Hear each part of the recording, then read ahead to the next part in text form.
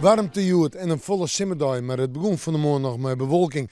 Maar staar gewoon loste die bewolking op, komt de zinnen, komt de warmte, hebben net al te volle wind, maar die wind zo van de midden staar gewoon alles even wat tannemen. Vooral in het kust- en waardgebied. En die wind speelt dan een wichtige rol, zeker als die wat van het koude wetter komt. Wol, joen en vannacht. Joen, warmte. Vannacht ik warmte, zo'n 15 tot 18 graden. Opklarings, maar er is ik kans op dampwater of mist. En dus een waarschuwing, ik voor de wettersporter. De wind is net al te sterk, zwak op zijn hoogst matig, krijgt 103 en die komt wat meer uit het oosten en noorden uit, denk ik.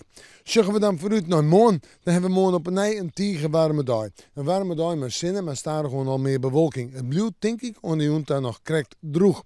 Temperaturen morgen zijn 23, 24 graden op de stroom, 24, 26 graden op de romte en nog 22 graden in het oosten en het zuidoosten van de provincie. Dus een tropische temperatuur.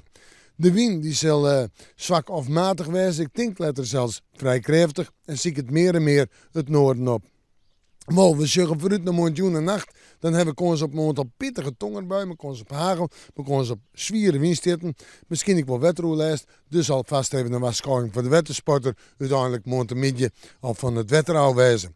Dan terug naar de tonsje, de vreet en de sneeuw. Tonsje nog wel een warme dag, maar een aantal buien. Vreet en sneeuw betekent ruim, betekent droge perioden. En de temperaturen gaan er weer om naar zo'n 18 of 19 graden. En we moeten morgen maar weer even in het waarsje.